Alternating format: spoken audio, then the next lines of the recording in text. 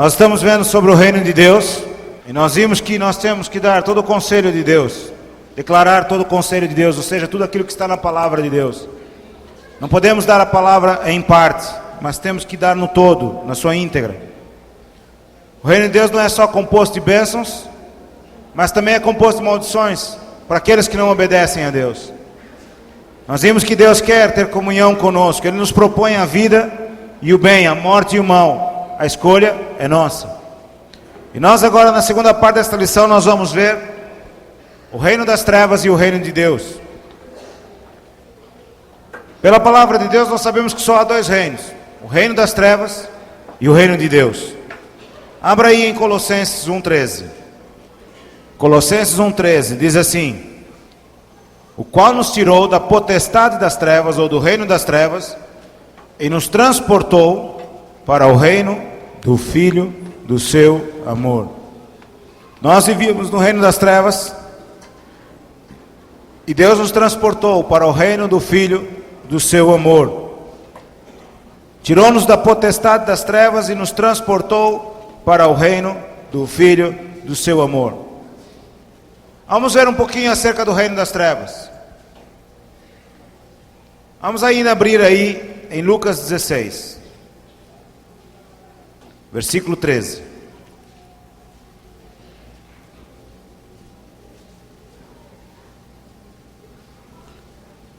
Há dois reinos. Há dois reinos, e nós vamos ver o reino das trevas e vamos ver o reino da luz. E a palavra de Deus diz que nós não podemos servir a esses dois senhores. Se há dois reinos, consequentemente, há dois senhores. E nós temos que fazer a opção: qual dos dois senhores é que nós vamos servir? Diz a palavra de Deus em Lucas 16:13: nenhum servo pode servir dois senhores, porque ou há de aborrecer um e amar o outro, ou há de chegar a um e desprezar o outro. Não podeis servir a Deus e a Mamon, ou as riquezas, os interesses deste mundo. Vamos ver a mesma coisa em Mateus 6:24. As mesmas palavras de Jesus, falada também em Mateus.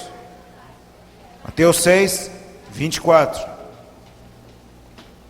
Ninguém pode servir a dois senhores, porque ou há de odiar um e amar o outro, ou se dedicará a um e desprezará o outro. Não podeis servir a Deus e a Mamon, as riquezas. Quem é o senhor do reino das trevas? Satanás, o diabo. E João 10:10 diz que o ladrão não veio senão para roubar, matar e destruir. Mas Jesus veio para quê?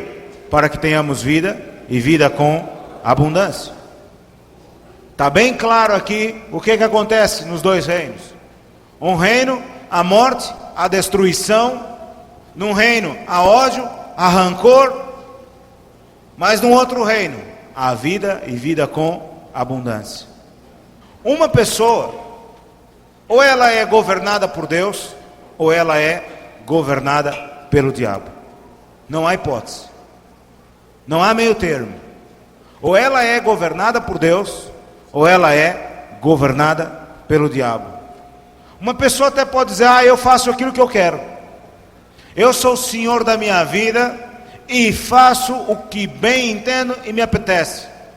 Engano seu. Ninguém faz aquilo que lhe apetece. Ninguém faz aquilo que quer. Se Jesus é o rei da sua vida, é o senhor da sua vida, você vai fazer aquilo que ele quer. Se não for, você vai fazer aquilo que o diabo quer. E você pode pensar assim: então por que muita gente faz aquilo que quer? Na realidade não faz. Pense numa situação, um navio, principalmente os navios antigos. Hoje eu não sei se é assim, mas antigamente tinha primeira, segunda e terceira classe. Quando o navio está aí para ir para o fundo, está aí na pique, o comandante anuncia pela rádio: os passageiros da segunda e terceira classe podem e têm o direito de vir usufruir da primeira.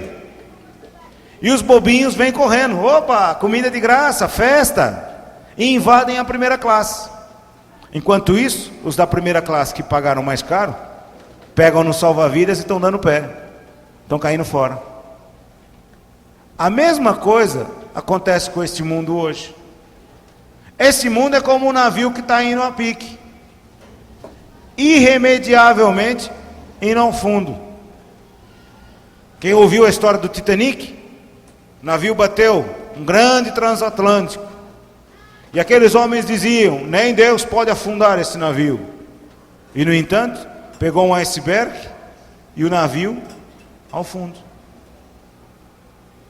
E claro que o comandante chegou e disse para os passageiros da segunda e terceira: ocupem a primeira classe. Por quê? O navio estava indo mesmo ao fundo, não tinha mais jeito. A mesma coisa acontece hoje em dia. O diabo sabe que irremediavelmente ele está condenado ao inferno, e quanto mais pessoas ele puder levar com ele, melhor para ele. Então o que ele faz? Cada um faz o que quiser, porque ao morrer já não há mais solução. Vamos ver um exemplo na palavra de Deus de um homem que viveu a sua vida da maneira como quis e nunca ligou a Deus. Ou às vezes nenhum é assim tão exagerado. Às vezes há pessoas que até ligam a Deus, são os tais religiosos, até vêm à igreja, mas faz aquilo que quer, aquilo que bem entende. Deus nunca está em primeiro lugar na sua vida. As riquezas estão em primeiro lugar, a família está em primeiro lugar, qualquer coisa está em primeiro lugar. Mas o que é certo, meus irmãos, é que um dia todos nós vamos morrer. Mais cedo ou mais tarde, todos nós vamos morrer. Não sabemos a hora. E este homem achava que nunca ia morrer. Ele vivia regaladamente, senhor do seu nariz, senhor do si mesmo, mas ele morreu. E quando ele morreu, ele viu o que é que ele estava à espera. Ele achava que o seu dinheiro podia comprar tudo e mais alguma coisa. Abra aí em Lucas, capítulo 16, versículo 19. Ora, havia um homem rico.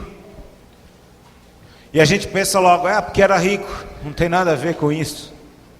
Você pode não ser rico de dinheiro, mas também só querer as coisas deste mundo. Da mesma forma como este homem.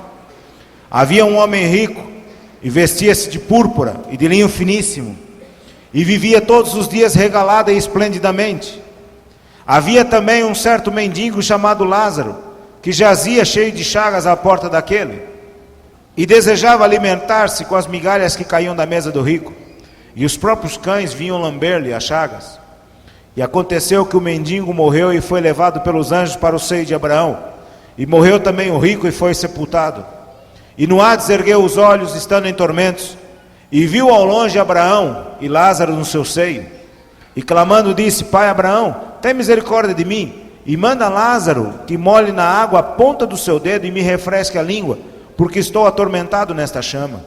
Disse porém Abraão: Filho, lembra-te que recebeste os teus bens em vida, e Lázaro somente males, e agora este é consolado, e tu atormentado.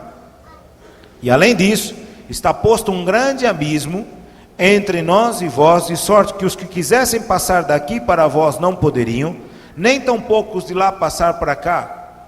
E disse-lhe ele: Rogo depois ao Pai que o mandes à casa de meu pai, pois tenho 5 irmãos, para que lhes dê testemunho, a fim de que não venham também para esse lugar de tormento. Disse-lhe Abraão: Tem Moisés e os profetas, ouçam-nos. E disse ele: Não, pai Abraão, mas se algum dos mortos fosse ter com eles, arrepender-se-iam. Porém Abraão lhe disse: Se não ouvem a Moisés e aos profetas, tampouco acreditarão, ainda que dos mortos, algum dos mortos ressuscite.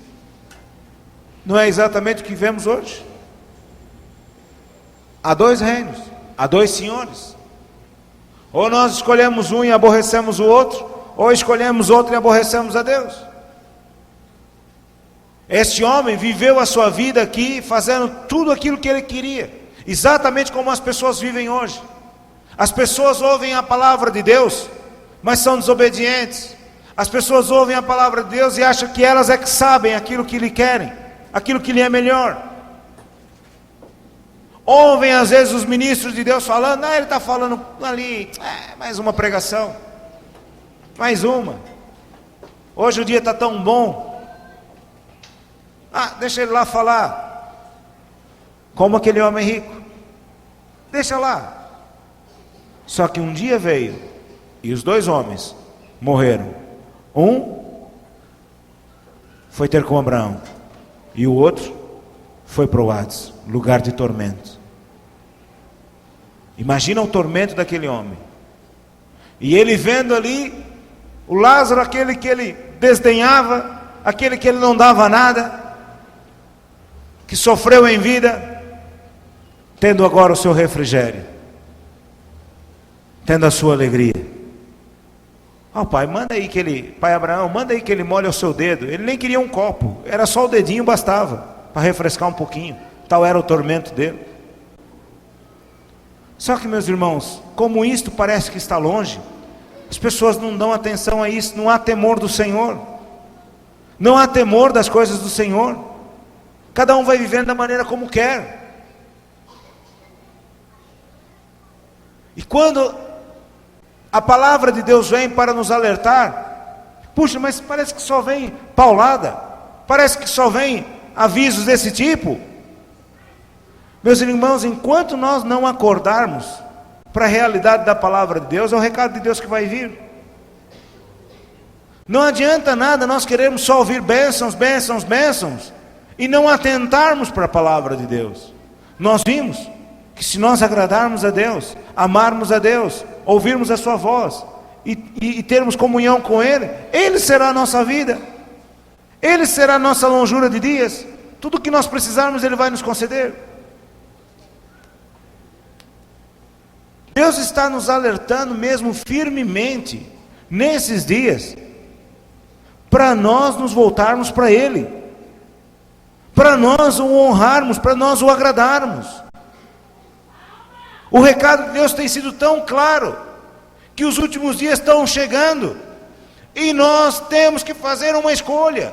Não podemos viver entre dois caminhos. Quem vive na fronteira entre dois países, quem vive entre Brasil e Paraguai, Brasil e Argentina, fica ali, um pé num país, um pé no outro. Quando nós saímos do reino das trevas e viemos para o reino da luz, nós não podemos ficar na fronteira. Por que Israel passou pelo Mar Vermelho? Não havia outro lugar por onde passar, teve que passar por ali mesmo. O Mar Vermelho foi o ponto de não retorno. É o ponto de não retorno. Não há mais como voltar. Se voltar, afunda. Os aviões, quando vão passar pelo oceano, vêm de um continente para outro, eles têm um ponto que se chama o ponto de não retorno. E se o avião tem uma avaria, o comandante tem que decidir: ou ele volta para a base, ou ele segue. Porque passando daquele ponto, já não há mais solução. Ele tem que arriscar. Ou ele vai em frente, ou ele volta. A travessia da Europa para o Brasil são mais ou menos 5.000 quilômetros por sobre o mar. E ele tem um ponto. E não há ilhas, não há nada aonde pousar. É só água. Quem sai de Portugal, o ponto é Cabo Verde. Tem Cabo Verde. Se acontecer qualquer coisa, ele pode ir para Cabo Verde. Se o comandante decide, eu vou atravessar, e a pane piorar, o avião cai no meio do oceano. Esquece, ninguém vai lá procurar. É o ponto de não retorno. Assim acontece na vida do cristão. Quando nós passamos pela água do batismo, quando nós passamos pelo batismo, é o nosso ponto de não retorno. Nós temos que ir para frente. Nós não podemos ficar na fronteira, entre aqui e acolá. Uma hora eu estou aqui, outra hora eu estou no mundo. Eu tenho que ir para dentro do país. Se eu quero conhecer o país, quando nós queremos conhecer um país, não é ficando na fronteira que a gente vai conhecer. Nós temos que entrar pelo país adentro. Se nós queremos conhecer o reino de Deus, nós não podemos ficar na fronteira, nós temos que entrar no reino de Deus. E estes dois homens são retrato exatamente daquilo que acontece hoje em dia. Muitos vivem a sua vida regaladamente, fazendo aquilo que bem entende, e outros vivem a sua vida em sofrimento. não fazem a sua vontade. Mas o que acontece é que um vai ser premiado por Deus e o outro vai ser lançado no reino das trevas, onde há pranto e ranger de dentes. Só há dois reinos: o reino das trevas e o reino de Deus. O reino do diabo e o reino de Deus. E nós temos que escolher qual dos dois reinos é que nós queremos. Qual dos dois que nós queremos aqui na terra? Qual dos dois países que nós queremos viver? Ou vivemos num e somos sujeitos às leis deste país, ou vivemos no outro e somos sujeitos à lei do outro país. Se nós quiséssemos imigrar daqui para os Estados Unidos, aqui no Brasil não está bem e a gente quer sair daqui, ir para os Estados Unidos porque dizem que lá é um país rico. O que nós precisamos fazer?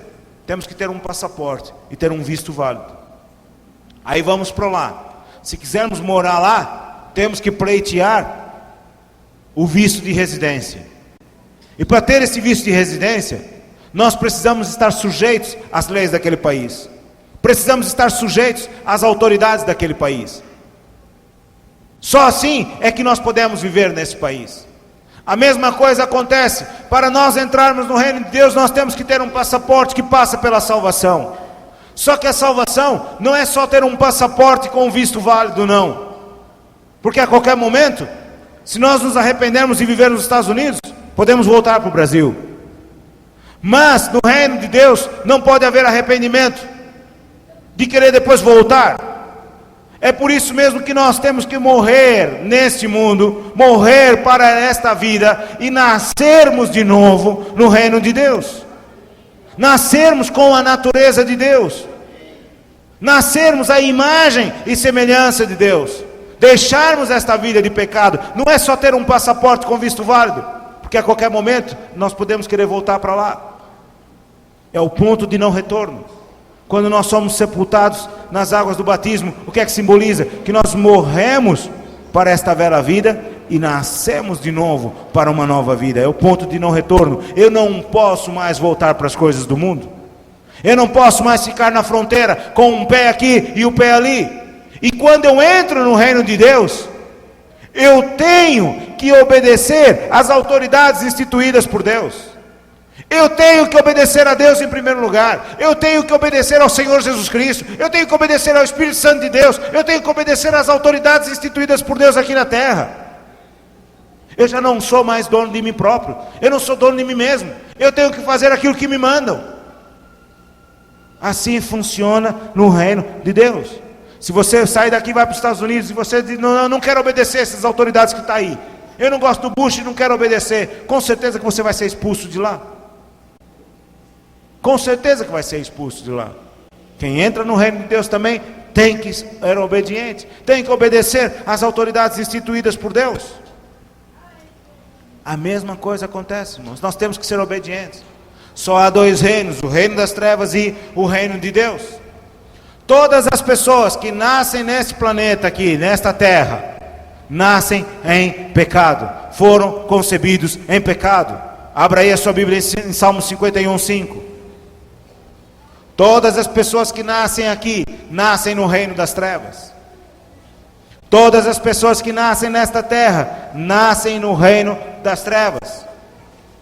A Bíblia diz em Salmo 51:5 o seguinte: eis que em iniquidade fui formado, e em pecado me concebeu a minha mãe. Todas as pessoas que nasceram aqui, foram geradas em pecado, foram concebidas em pecado. Por isso, meus irmãos, que para nós nascermos no reino de Deus, nós temos que nascer de novo com uma nova herança, com uma nova hereditariedade. Nós temos que deixar as coisas velhas para trás. Não podemos mais viver da mesma forma como nós vivíamos. Por quê? Porque nós vivíamos em pecado, em desobediência, porque é assim que nós fomos gerados. Abra aí em Romanos 5:12.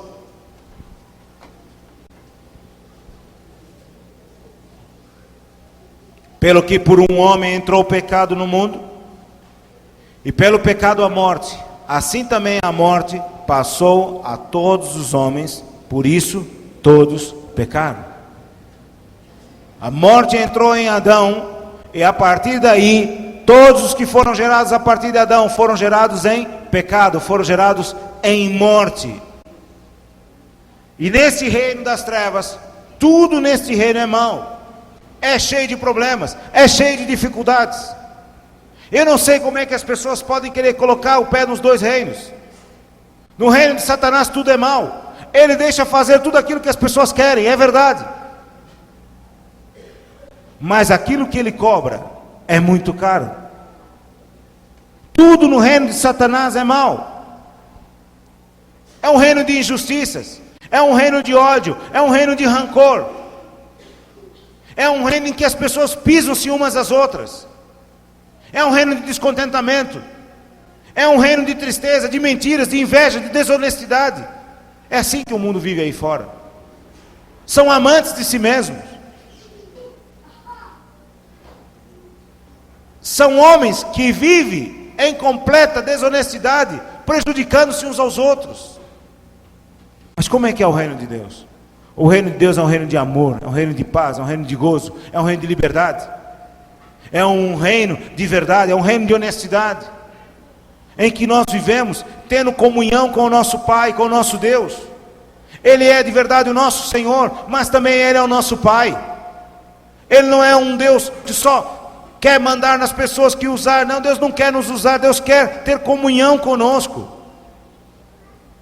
Deus quer ter intimidade conosco, quer se relacionar conosco. Deus não quer só que a gente faça a sua obra, mas Ele quer se agradar de nós.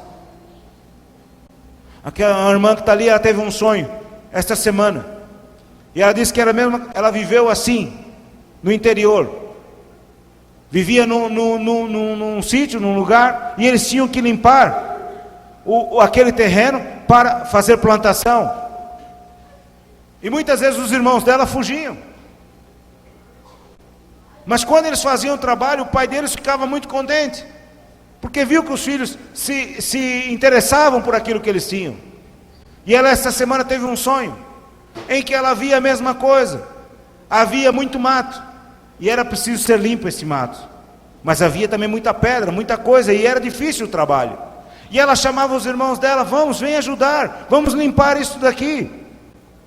E os irmãos fugiam, e ela dizia: vem, vamos limpar isso aqui, vocês não querem ver o nosso pai contente? E os irmãos dela diziam: não, é muito difícil, faz aí você, eu vou me embora. E ela disse que quando começou a ouvir a palavra, ela disse: olha, eu agora estou entendendo o porquê desse sonho.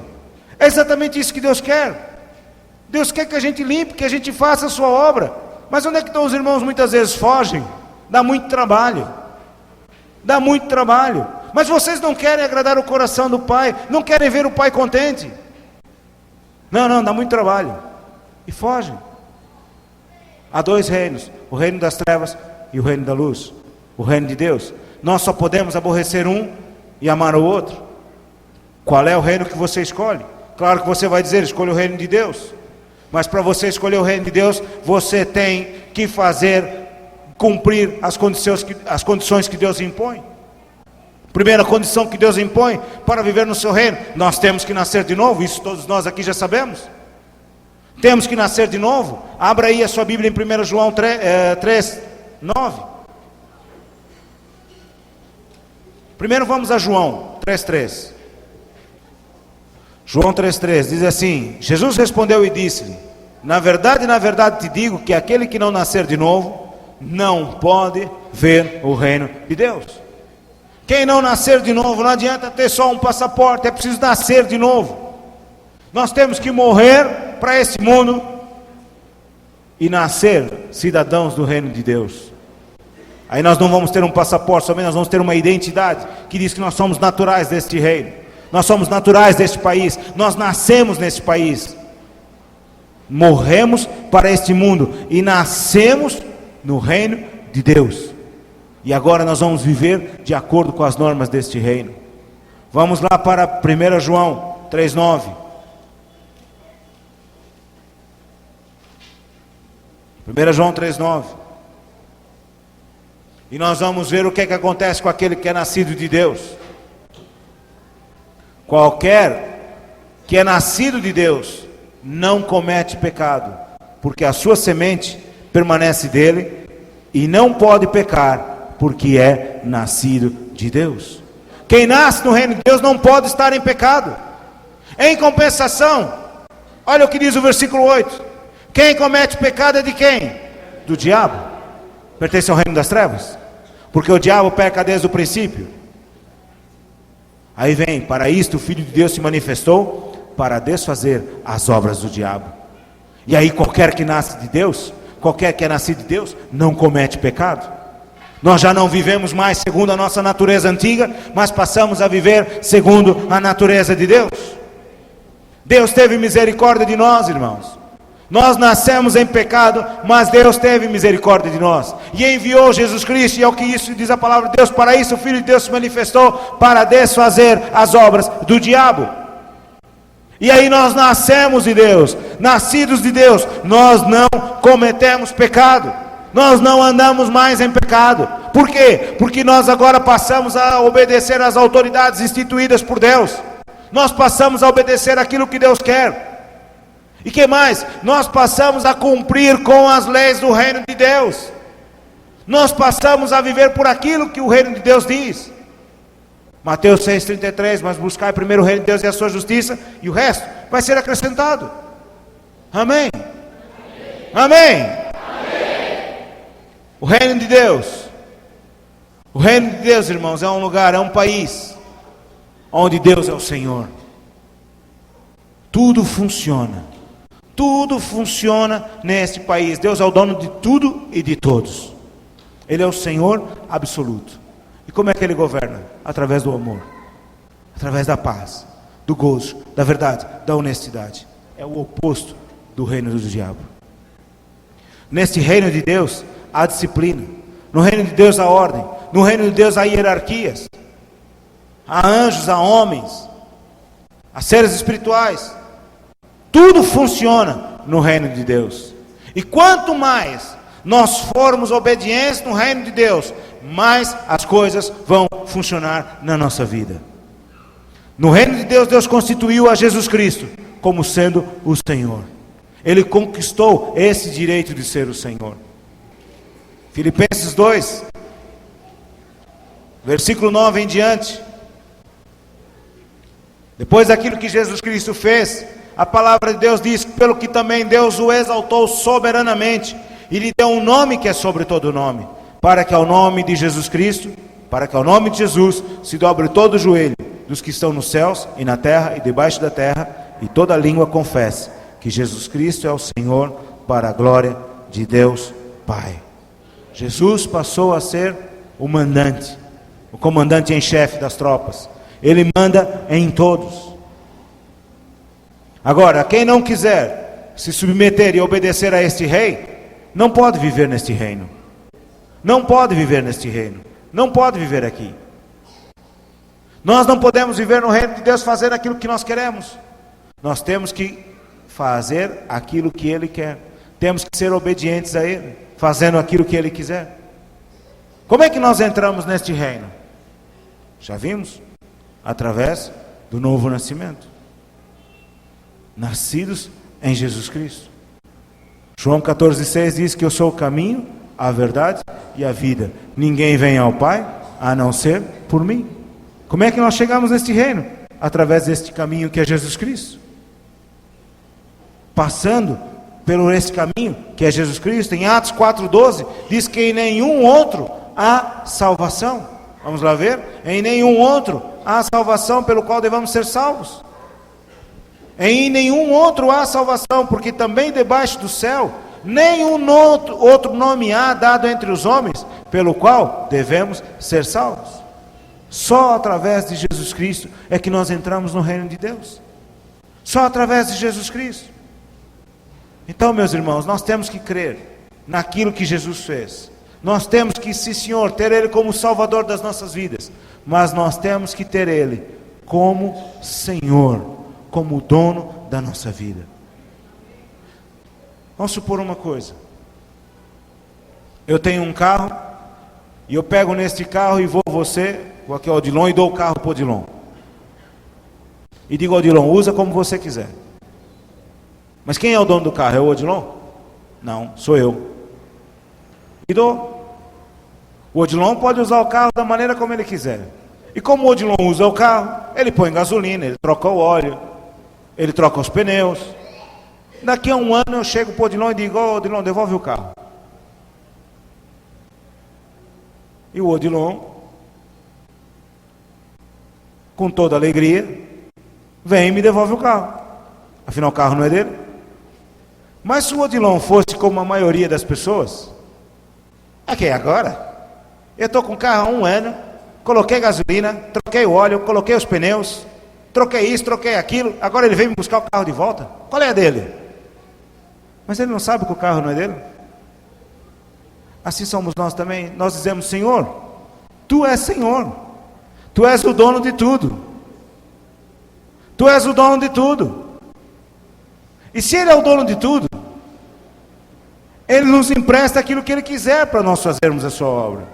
E se Ele é o nosso dono, Ele pode chegar para nós e dizer: olha, agora eu não quero aqui você, eu quero você ali. Agora, Senhor, agora que eu já fiz tudo, mas que coisa. Mas Tu és Senhor, Tu és o dono da minha vida. Mas quando Deus exige alguma coisa de nós, ou quando Ele quer tirar algo de nós, assim não, Senhor, não pode ser assim não. Afinal de contas eu já me acostumei com isso. Muitas vezes Deus quer saber e nos prova para ver se realmente Ele é Senhor da nossa vida. Muitas vezes Deus nos coloca no moinho e espreme. O que é que sai daqui? Quando você tem um tubo de pasta de dentes na sua mão e você aperta, o que é que sai lá de dentro? Molho de tomate? O que é que tem que sair lá de dentro? Senhor, Tu és Senhor da minha vida. É? Então eu vou te espremer para ver o que é que sai daí de dentro. Aí Deus começa a espremer o tubo. Isso dói. Assim não. Mas eu não sou o Senhor. És o Senhor, mas também há limites, não é? Assim não, desse jeito não. Mas eu não sou o Senhor, eu não sou o dono. Senhor, Tu és o dono, mas é assim, Tu és o dono até quando Tu atendes aquilo que eu quero. Quando Tu me dás aquilo que eu quero, Tu és o meu dono, mas quando as coisas vão para o Teu lado, aí já não é tão o dono assim, né, Senhor? Dói. Mas eu não sou o dono, eu não sou o Senhor. Será? O que é salvação? Salvação é tirar um pecador do mundo das trevas, do reino de Satanás, e trazer para o reino da luz. Vamos ver Romanos 3.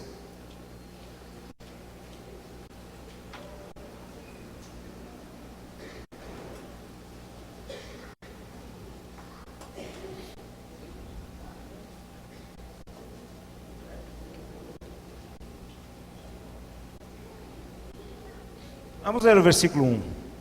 Qual é logo a vantagem do judeu, ou qual a utilidade da circuncisão? Muita em toda maneira, porque primeiramente as palavras de Deus lhe foram confiadas. Pois que se alguns forem incrédulos, a sua incredulidade aniquilará a fidelidade de Deus? De maneira nenhuma. Sempre seja Deus verdadeiro e todo homem mentiroso, como está escrito, para que sejas justificado nas tuas palavras e venças quando forem julgados. E se a nossa justiça for causa da justiça, se a nossa injustiça for causa da justiça de Deus, que diremos? Porventura será Deus injusto, trazendo ira sobre nós? Falo como homem, de maneira nenhuma. De outro modo, como julgará Deus o mundo? Mas se pela minha mentira abundou mais a verdade de Deus, pela glória sua, porque sou eu ainda julgado também como pecador? E por que não dizemos, como somos blasfemados e como alguns dizem que dizemos, façamos males para que venham bens? A condenação desses é justa. Pois que somos nós mais excelentes? De maneira nenhuma. Pois já dantes demonstramos que tanto judeus como gregos, todos estão debaixo do pecado. Como está escrito, não há um justo, nem um sequer. Não há ninguém que entenda, não há ninguém que busque a Deus. Todos se extraviaram e juntamente se fizeram inúteis. Não há quem faça o bem, não há nenhum só. A sua garganta é um sepulcro aberto. Com as suas línguas tratam enganosamente. Peçonha de áspides está debaixo dos seus lábios, cuja boca está cheia de maldição e amargura. Os seus pés são ligeiros para derramar sangue. Nos seus caminhos há destruição e miséria, e não conheceram o caminho de Deus. Não há temor de Deus diante dos seus olhos. Ora, nós sabemos que tudo o que a lei diz, aos que estão debaixo da lei o diz, para que toda a boca esteja fechada e todo mundo seja condenável diante de Deus. Por isso, nenhuma carne será justificada diante dele pelas obras da lei, porque pela lei vem o conhecimento do pecado. Mas agora se manifestou sem a lei a justiça de Deus, e tendo o testemunho da lei e dos profetas, isto é, justiça de Deus pela fé em Jesus Cristo, para todos e sobre todos os que creem, porque não há diferença. Porque todos pecaram e estão destituídos da glória de Deus, sendo justificados gratuitamente pela sua graça, pela redenção que há em Cristo Jesus. Veja só, irmãos, como é que é o homem. Mas apesar disto tudo, apesar que todos os pecados destituídos estão da glória de Deus, o que é que diz a Bíblia? Fomos justificados gratuitamente pela sua graça. Fomos justificados gratuitamente pela graça, pela redenção que há em Cristo Jesus. Então você veja que nós fomos tirados das trevas, fomos trazidos para o reino da luz gratuitamente. Nós não fizemos nada por merecer isso. Foi mesmo pelo favor, pelo amor de Deus. Vimos que salvação não é por obras, não é por mérito próprio. Salvação é pela graça. Salvação não é por nós termos as coisas em dia, por pagarmos as contas. Muita gente acha que é boa pessoa. Mas salvação, ela vem pela graça de Deus. O que é graça? É um favor imerecido. Nós não merecíamos nada disso. Mas Deus nos redimiu. Abra aí em Efésios 2, versículo 8 e 9. Porque pela graça sois salvos, por meio da fé. Isto não vem de vós, é dom de Deus. Não vem das obras, para que ninguém se glorie. Não vem, a salvação não vem de obras nossas. Tudo provém de Deus. Então, se tudo provém de Deus, para quem é que nós temos que viver? Para Deus. Agora você veja uma outra coisa. Uma vez salvo, salvo para sempre? Uma vez salvo, salvo para sempre? Uma vez salvo, salvo para sempre? Não. Não está salvo para sempre, não. E é aqui que muita gente anda fazendo confusão e fazendo aquilo que bem entende. Acha que está salvo e por isto pode fazer aquilo que quiser. Há muito bom pastor, muito bom ministro de Deus que acha que porque atingiram o status de pastor, dá-lhes o direito de fazer aquilo que querem. Estão enganados. Estão enganados. Veja, Mateus 10, 22.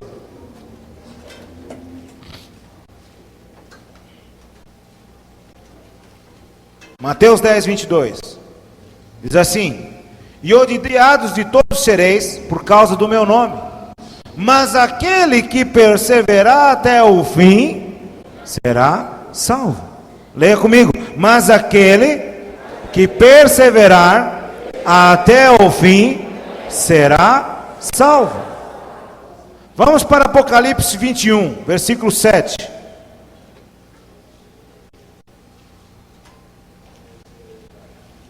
Apocalipse 21, 7. Todo aquele que vencer, primeiro eu vou ler aqui na nossa. Quem vencer herdará todas as coisas, e eu serei seu Deus, e ele será meu filho. Mas quanto aos tímidos, e aos descrentes, e aos abomináveis, e aos homicidas, e aos devassos, e aos feiticeiros, e aos idólatras, e a todos os mentirosos, a sua parte será no lago que arde com fogo e enxofre, o que é a segunda morte. Agora ouçam isto. Todo aquele que vencer herdará todas estas bênçãos, e eu serei o seu Deus, e ele será o meu filho.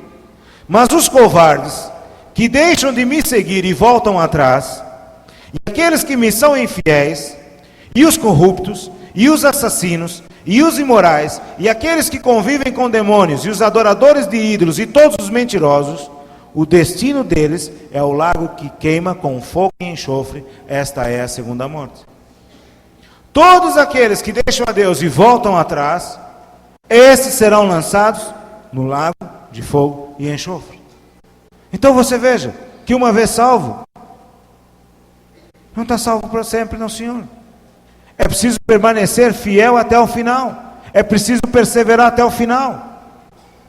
Amém, irmãos? A salvação, ela é de graça. É de graça? Sim, Senhor. Foi nos dado gratuitamente. Mas a salvação tem um preço. Salvação é de graça, é verdade. Mas ela tem um preço. Foi nos dado o dom da graça, gratuitamente. Não tivemos que pagar nada. Mas depois nós temos que pagar um preço. Abra sua Bíblia em Mateus 13, versículo 46.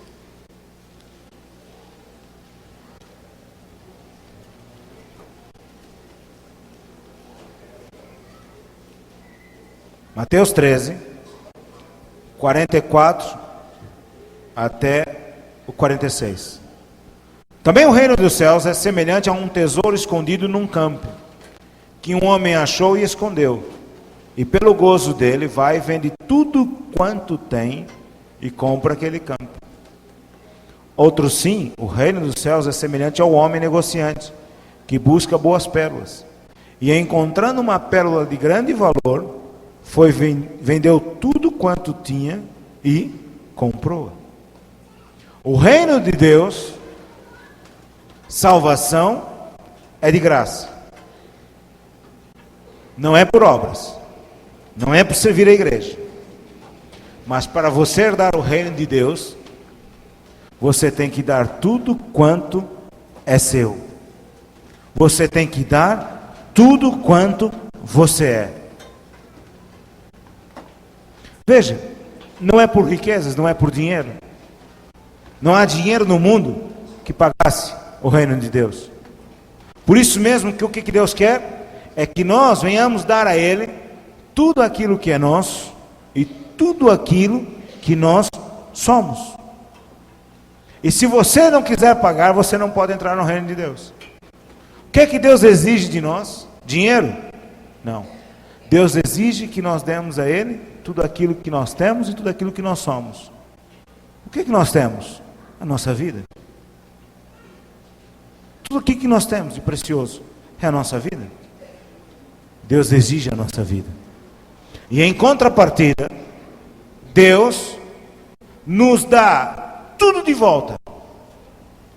Nós damos a Deus o quê? A nossa vida, que a gente acha que vale qualquer coisa. Mas na realidade o que é que nós damos? Os nossos defeitos a Deus. Nós damos os nossos problemas a Deus. E Ele nos devolve. Ele nos devolve, só que Ele já não devolve com defeito. Ele não devolve com problemas. Ele devolve tudo de bom para nós. Nós damos tudo o que nós temos e fazemos dele o Senhor da nossa vida. Consequentemente, Ele nos empresta tudo de volta e deixa que nós usemos tudo isso. Mas nós temos que entender que tudo está à disposição de Deus. Tudo aquilo que nós somos, tudo aquilo que nós temos, tem que estar à disposição de Deus. Se isso for assim, quando Ele nos pedir alguma coisa, será muito fácil nós darmos. Você quer saber se algo é de Deus ou não? Quando Ele te pedir, você logo vai saber se é fácil você dar ou não. Se não for fácil é porque não é de Deus, é seu. Porque se for de Deus é muito fácil a gente devolver para Ele. Mas quando é nosso, nós temos a tendência de querer reter. Quando é nosso, nós temos que querer reter. Quando nós vemos para o reino de Deus, nós precisamos aceitar o senhorio de Cristo na nossa vida. O senhorio de Cristo é nós fazermos dele o Senhor. Ele passa a mandar, Ele passa a governar. A nossa vida, o trono da nossa vida é ocupado pelo Senhor Jesus Cristo. Ele é o nosso Senhor. Ele é quem nos manda. É como quando você senta no carro. Quem é o senhor do carro? É o carro? Não, é você. Você é que determina para onde o carro vai virar, para onde é que ele vai. Nós passamos a ser o veículo de Deus. Ele é quem determina para onde é que nós vamos. Ele é que determina o que é que nós devemos fazer. E se Ele é o Senhor da nossa vida, de verdade, então é muito fácil nós fazermos a vontade dEle. Por que muitas vezes é difícil fazermos aquilo que Deus quer? Porque Ele não é o Senhor da nossa vida. Abra aí em Romanos 10, 9.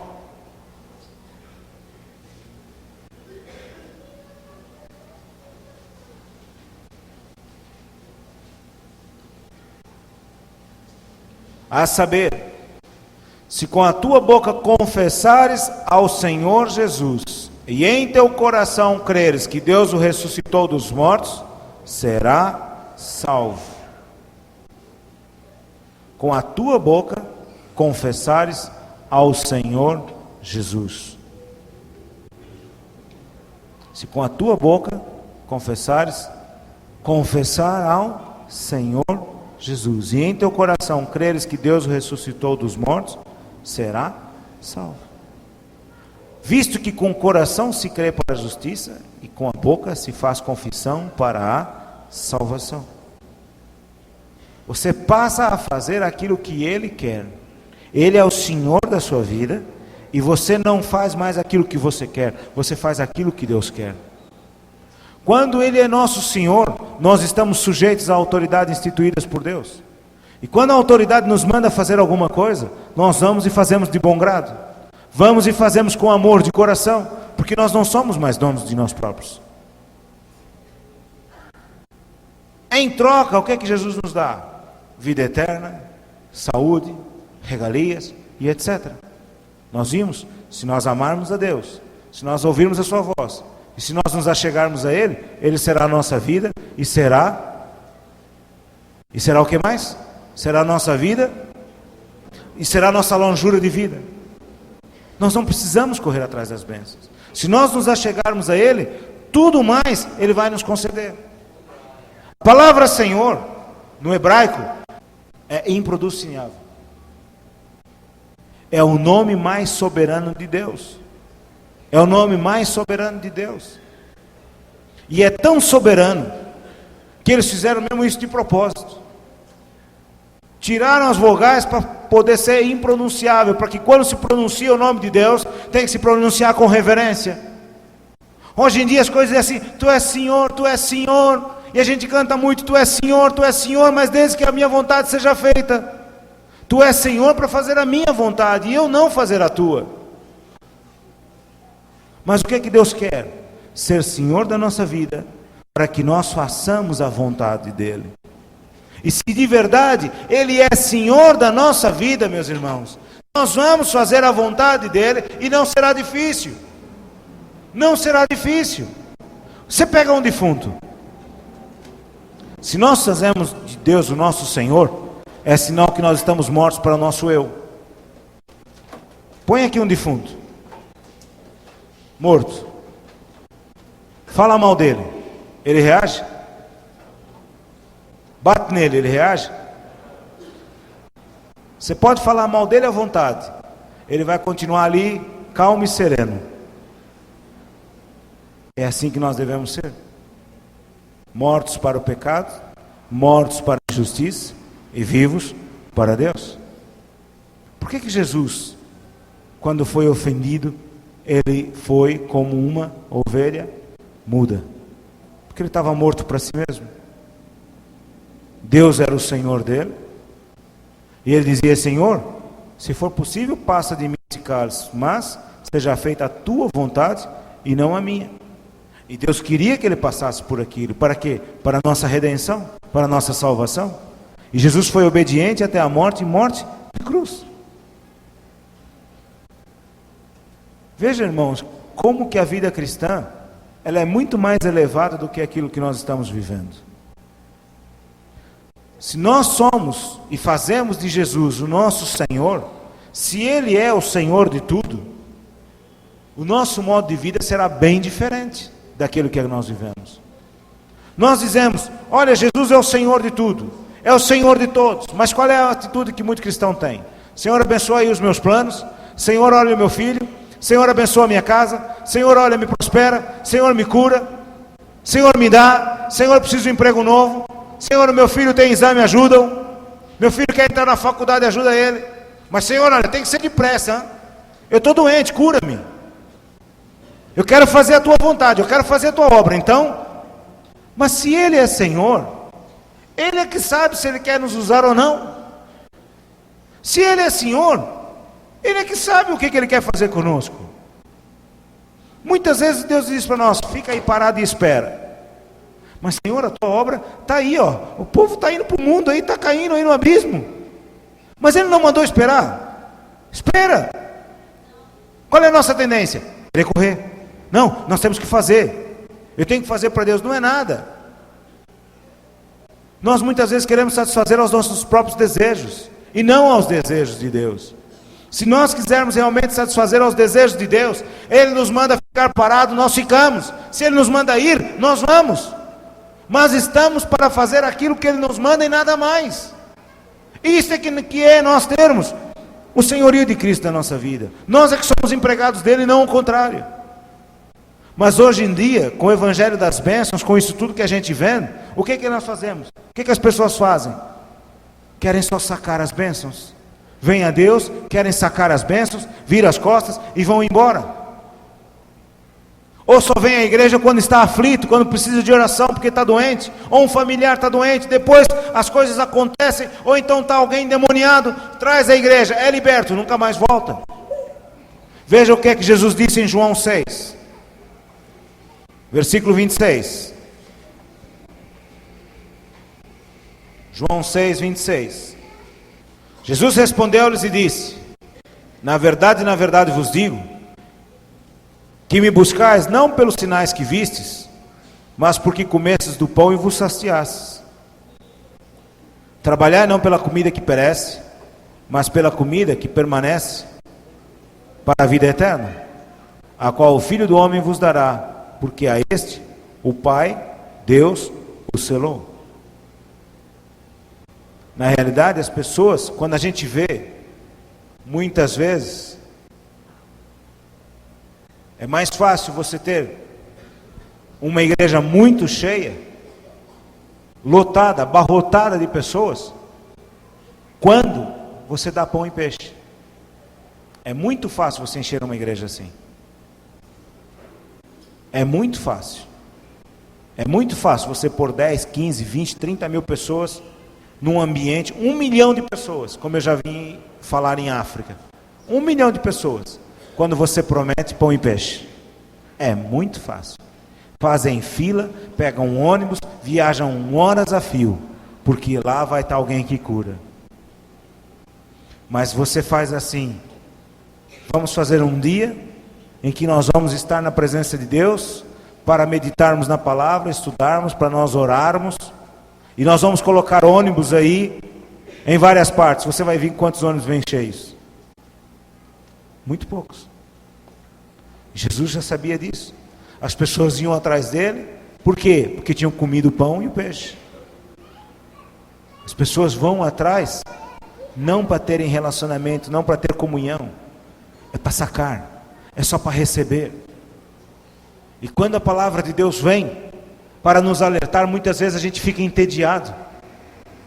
Com certeza que se hoje a palavra tivesse sido, ou qualquer palavra é com gritos e tal, e pula, que Jesus nos abençoou e não sei o que, você estava aí no seu lugar, aleluia, glória a Deus, mas quando não, a gente fica assim, meio sonolento. Punha ônibus hoje aí para você ver se vinha, cheio, mas você dissesse: olha, vamos lá que vai ter lá um homem que vai orar pelos enfermos e os paralíticos vão ser levantados, traga as pessoas dos hospitais, você ia ver a fila de ambulâncias que estava aí fora. Nem que depois eles voltassem para o hospital de novo no mesmo jeito, mas pelo menos vieram dar um passeio. É muito fácil encher assim, mas não é isso que vai entrar no reino dos céus. Não é isto que vai entrar no reino dos céus. Não é isto que Deus vai levar. Deus vai levar uma igreja que de verdade o reconhece como Senhor e Salvador da sua vida. Não é um povo que vem apenas buscar para ser curados, não, Senhor. Porque muita gente que não foi curada vai entrar no reino dos céus. Muita gente morreu doente e vai entrar no reino dos céus. Mas muita gente sã que foi curada não vai entrar no reino dos céus. Porque só vieram para sacar as bênçãos.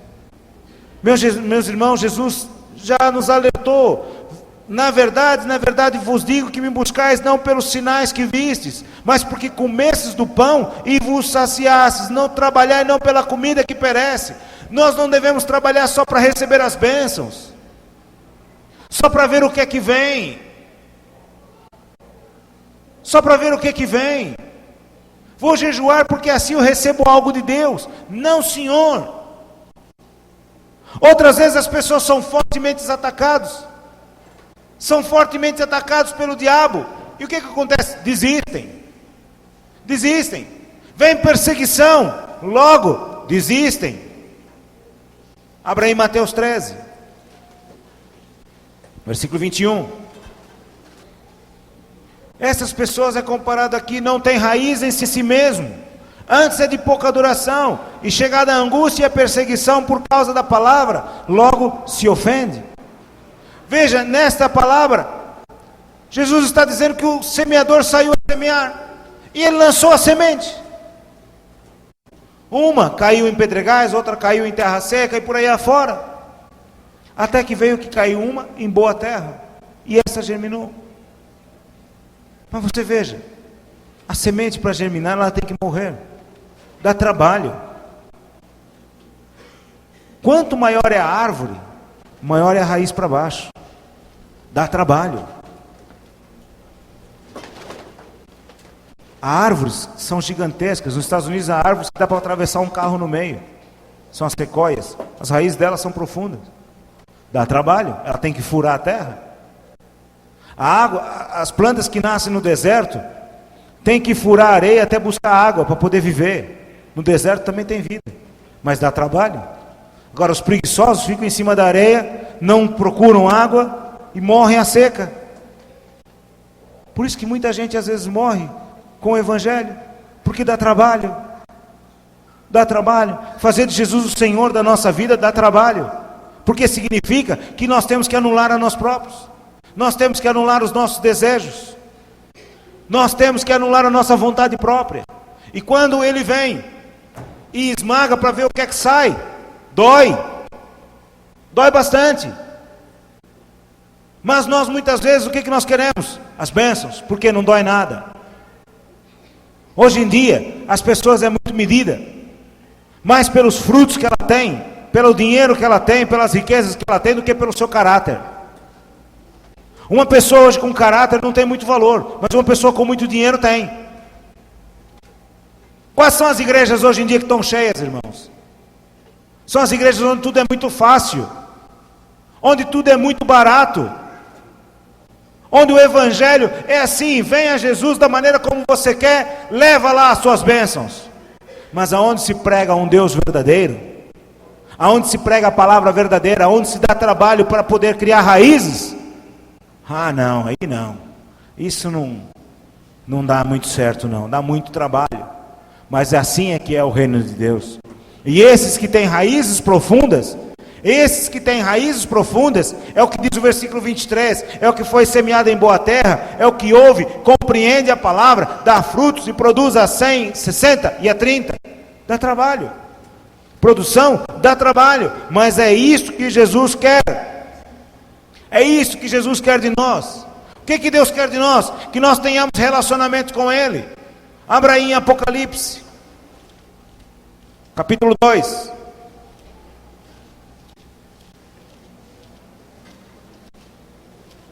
Versículo 4 e 5.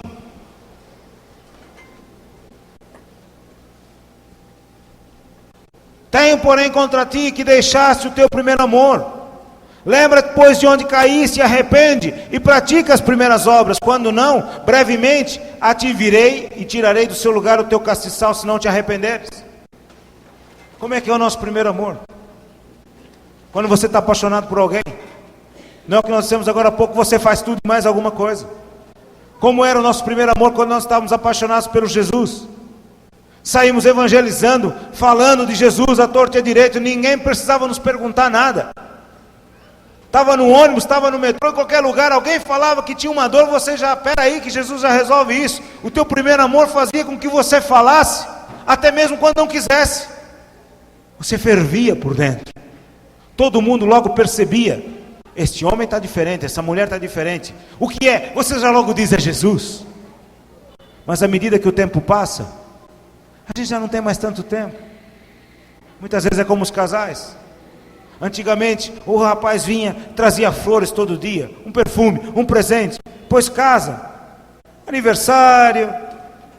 Quando lembra o aniversário de casamento, olhe lá, aniversário dela, se também não se esquecer, que já não tem mais muito tempo. A convivência faz com que a gente entre numa monotonia. Quando a gente convive muito com a glória de Deus, a gente se habitua à glória de Deus, a gente se habitua à unção de Deus, e já não dá mais tanto valor. Foi o que aconteceu ao povo de Israel. O povo de Israel viu tanto a manifestação de Deus no deserto, que já aquilo era corriqueiro.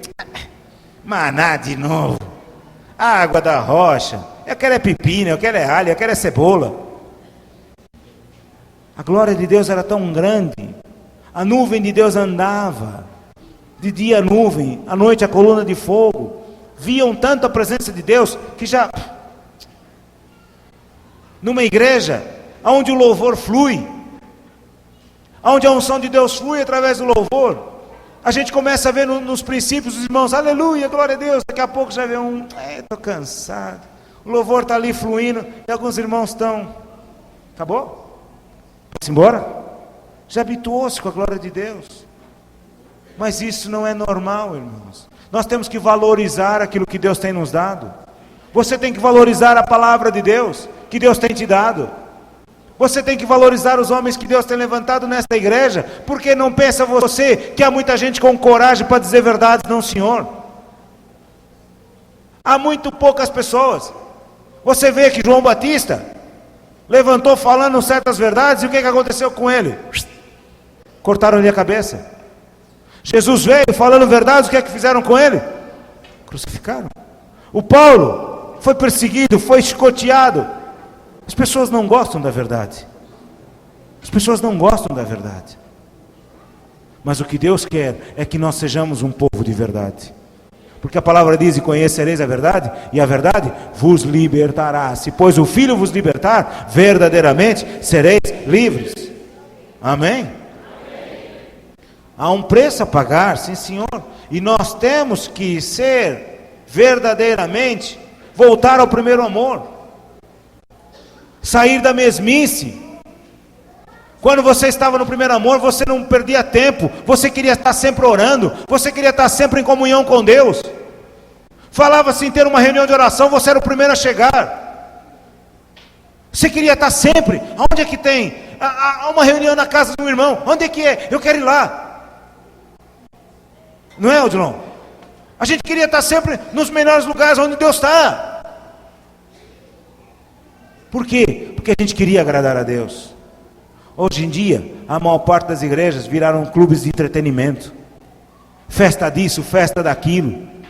Mas não é para agradar ao Senhor, é para agradar o povo. Para ver se o povo não se dispersa, se o povo não fica entediado.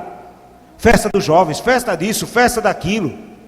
É não sei o que lá, sei lá, é tanta porcaria que inventam. Para quê? Para entreter o povo. Quando o verdadeiro entretenimento está aqui, a palavra de Deus. Esse é o verdadeiro entretenimento, meus irmãos. Jesus, nós não víamos Jesus entretendo o povo, nós víamos Jesus dando a palavra, e o povo ficava ali horas a fio, dias, ao ponto de Jesus até sentir compaixão do povo. É para dar comida a esse povo, eles estão aqui já há tanto tempo, dá comida aí para eles. E os discípulos de Jesus, comida no deserto, nem se a gente tivesse 200 de dinheiro, alimentava esse povo todo, ainda mais aí esse povo todo que come para caramba. E Jesus dá-lhes voz de comer. Dá-lhes voz de comer. Jesus estava sempre nos dando uma lição, né? Ele sempre pensava que era no pão. E Jesus dizendo para ele, dá-lhes voz de comer. E ele só pensava no pão e no peixe. E Jesus, dá-lhes voz de comer. Não era só o pão e o peixe, não. Jesus queria que eles abrissem a boca e dessem a comida também, que não perece. Dá-lhes voz de comer. Nós temos que ter algo dentro de nós para dar aos outros, meus irmãos. Mas só vem algo dentro de nós quando nós buscamos. Quando nós buscamos. Por isso é que é muito mais fácil quando alguém chega para nós e precisa de ajuda, vamos lá no pastor. Mas a palavra de Deus diz que Deus nos deu poder e autoridade a nós. Não foi ao pastor, foi a nós todos. Chamou os seus discípulos. Chamou os seus discípulos. Discípulo não é pastor, apóstolo, bispo, não. Discípulos somos todos nós. Nós temos que mortificar, meus irmãos, o nosso eu, o nosso homem velho, e fazer a vontade de Deus. Mateus 25, 14 fala acerca da parábola dos 10 talentos. Leia quando você puder em casa, Mateus 24 e 25, irmãos. Leia isso e medite nisso, Mateus capítulo 24 e capítulo 25. Parábola dos talentos. Veja, o Senhor lhe deu 5 talentos a um, a outro 2, versículo 15, e a outro 1, e cada um segundo a sua capacidade. Deus não dá nada mais fora da nossa capacidade, dá segundo a capacidade de cada um. Se deu 5 a um é porque ele tinha talento para conseguir 5. Se deu 2 é porque ele tinha capacidade para 2. Se deu 1 é porque ele tinha capacidade para 1. Mas o que é que fizeram? O que recebeu logo partiu. O que recebera 5 talentos, negociou com eles e granjeou outros 5. O que recebera 2, granjeou também outros 2. Mas o que recebera 1, foi e cavou na terra e escondeu o dinheiro do seu senhor. Meus irmãos, cada um de nós, pelo menos um talento nós recebemos do Senhor. E quando ele voltar, ele vai ser que nem o sonho da irmã. Já cuidou da minha terra? Já limpou tudo? Já semeou? Não, dá muito trabalho. Olha o que essas pessoas vão ouvir no versículo de número 26. Respondendo, porém, o Senhor disse: mau e negligente servo, sabe que seives onde não semeei, e ajunto onde não espalhei. Devias então dar do meu dinheiro aos banqueiros, e quando eu viesse, receberia o meu com os juros. Tirai, pois, o talento e dai ao que tem os 10 talentos, porque ao qualquer que tiver será dado e terá em abundância, mas ao que não tiver, até o que tem ser-lhe ateado. Lançai, pois, o servo inútil nas trevas exteriores, e ali haverá pranto e ranger de dentes. O que é que você está fazendo com aquilo que Deus tem te dado? O que é que você tem feito com os talentos que Deus tem te dado, com a inteligência que Deus tem dado? Corrido só atrás dos seus próprios interesses? Ou tem procurado também usar aquilo que Deus te deu para a construção do seu reino? O que é que Jesus quer de nós, irmãos? O que é que Jesus quer de nós? Em Mateus 8, em Marcos 8, 34 até o 38, Jesus chamou os seus discípulos e disse para eles assim: quem não se negar a si mesmo, chamando a si a multidão com seus discípulos, disse: se alguém quiser vir após mim, negue-se a si mesmo, tome a sua cruz e siga-me. Porque qualquer que quiser salvar a sua vida, perdê-la-á. Mas quem perder a sua vida por amor de mim e do Evangelho, esse a salvará. Que aproveitaria o homem ganhar todo o mundo e perder a sua alma? Ou que daria o homem pelo resgate da sua alma?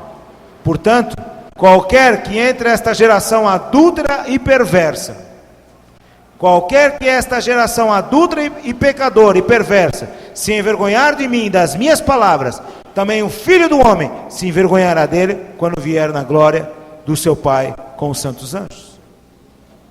Nós estamos vivendo no meio de uma geração adúltera e perversa. Uma geração que faz aquilo que bem entende. Uma geração que quer ser senhor de si mesmo. Mas o que é que Deus quer? Que cada um de nós tomemos a nossa cruz. O que quer dizer tomar a nossa cruz? É fazer a vontade de Deus. Se a nossa vontade for contrária à vontade de Deus, colocamos a nossa vontade no chão e pegamos a vontade de Deus e fazemos. Nós anulamos a nós próprios. Se nós quisermos ser salvos, é assim que nós devemos proceder. Se nós quisermos ser salvos, nós temos que anular a nós próprios, anular a nossa vontade própria, renunciar aos nossos interesses, abandonar os pecados. E temos que obedecer à vontade de Jesus. Em Mateus 10, 37 diz que quem ama ao seu pai, a sua mãe, aos seus filhos, a sua filha, mais do que a ele, não é digno dele. Tudo que você colocar na frente de Deus, você não é digno de Deus. Deus deve ter a primazia na sua vida. Deve ter a primazia na sua vida. Deus deseja e quer que nós sejamos obedientes a Ele. Amém, irmãos? Vamos ficar de pé.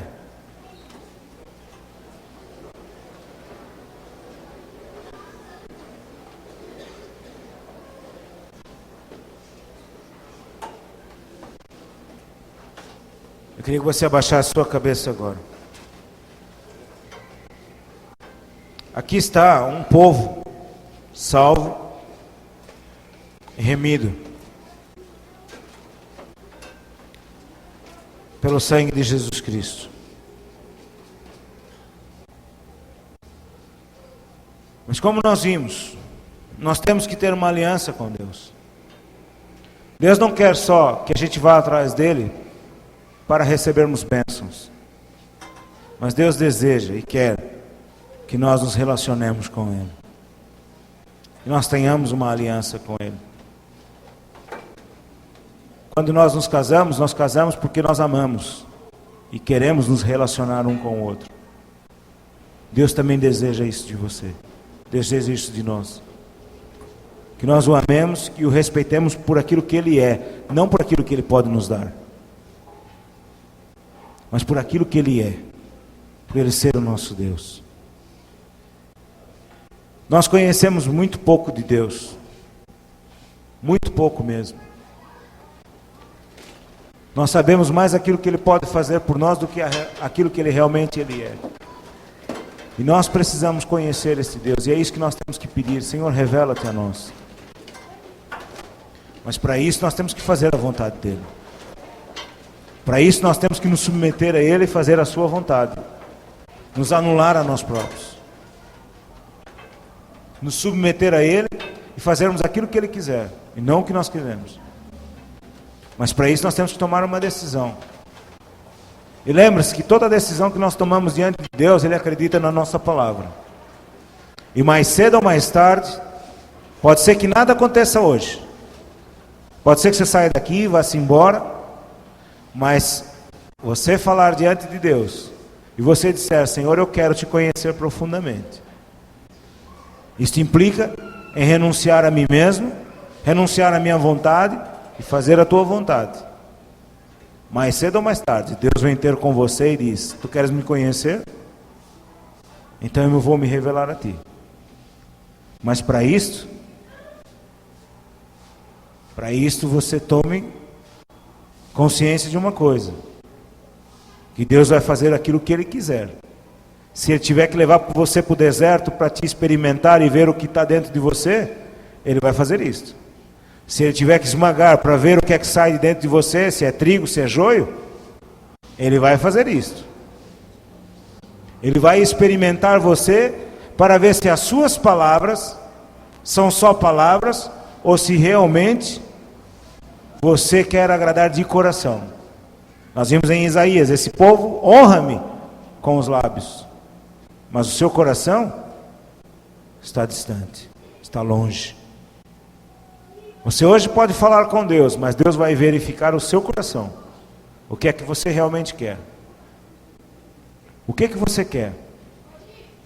Quer realmente fazer a vontade de Deus e quer fazer parte desse povo que Deus vai levar e que verdadeiramente faz a vontade dele? Que realmente está para fazer a vontade dele? Se é isto realmente, Deus vai conduzir você e vai te experimentar para ver se as suas palavras são verdadeiras. E muitas vezes vai doer. Muitas vezes vai doer. Eu posso dizer que a maior parte das vezes, 100% das vezes, vai doer. Vai doer no nosso eu.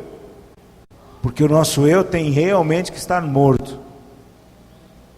Morto para as ofensas, morto para as injúrias, morto para as perdas. Se Deus quiser também nos dar, nós não vamos usar para nós próprios, vamos usar para em benefício dele, da obra dele. Então, se é isso que você quer realmente se render a Deus e buscá-lo em primeiro lugar, você fale com Deus agora.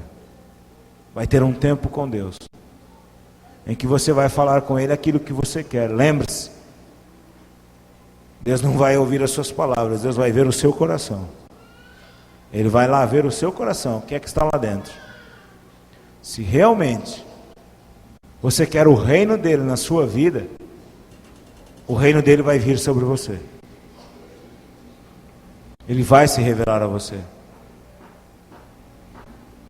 Moisés conhecia Deus intimamente. Moisés não estava só atrás das bênçãos de Deus, ele sabia o que é que Deus poderia fazer. Mas Moisés andava atrás de Deus para conhecer. Josué, quando Moisés entrava na presença de Deus, Josué ficava ali fora à espera. Josué queria saber, sempre estar onde Deus estava. Josué ainda não tinha aquela intimidade com Deus como Moisés tinha, mas ele estava sempre por perto, sempre do lado. Ele queria conhecer Deus, não só pelas bênçãos, não só porque ele dava água, não só porque ele dava o maná, não só porque ele abria o mar vermelho, mas ele queria conhecer a essência de Deus, saber quem era o eu sou. E é isso que Deus quer, revelar a você quem é o eu sou. Moisés disse: quando me perguntarem quem é que eu vou dizer, diga que o eu sou. Eu sou. É esse Deus que quer se revelar. O Senhor quer se revelar a você. Esse nome impronunciável quer se revelar a você. Se realmente é isso que você quer, fale com Ele agora.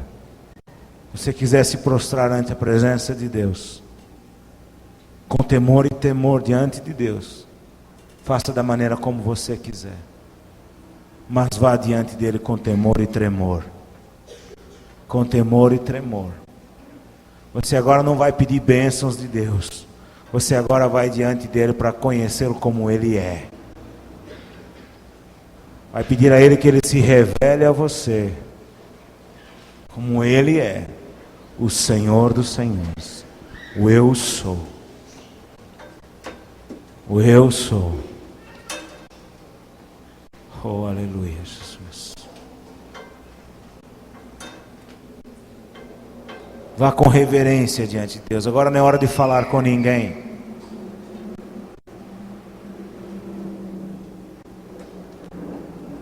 Agora não é hora de sorrisinhos. É hora de reverência diante de Deus. É hora de reverência diante de Deus.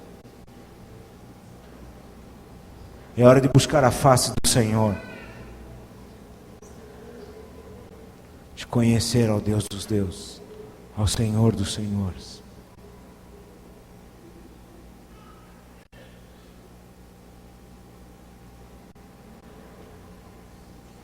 O louvor é festa, é muito bom. Mas também Deus quer que nós o busquemos com reverência.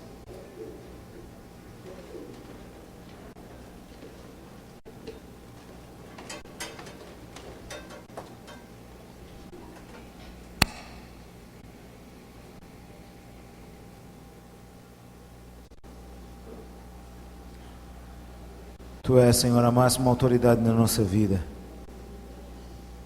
E por isso nós te pedimos, Senhor, que venha o teu reino sobre a nossa vida, Senhor.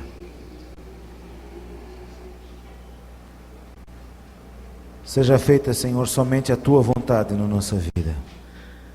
Como a tua vontade é feita aí no céu, também que a tua vontade seja feita na nossa vida, Senhor.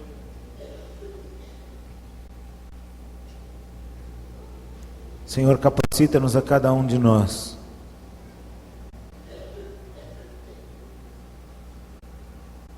Através do teu Espírito que habita em nós, Senhor, através da tua palavra, a fazermos a tua vontade, não a nossa, Senhor.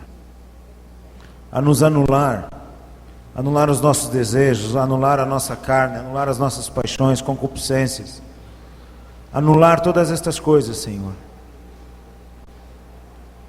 para que tu sejas glorificado na nossa vida, Senhor. Mostra-nos, Senhor, a tua glória. Nós estamos neste dia na tua presença, Senhor, ouvimos a tua palavra. E como igreja tua, Senhor, nós queremos te conhecer intimamente. Não um Deus de ouvir falar, Senhor, mas um Deus, Senhor, em que andamos com Ele. Assim como Enoque andou contigo, Senhor, e tu tivesses tanto prazer em Enoque que tu o levasses para si, nós também queremos andar contigo, Senhor. Moisés andava contigo falava contigo, te via cara a cara, face a face, tinha tanta intimidade e comunhão contigo, Senhor. Nós também queremos ser assim, Senhor.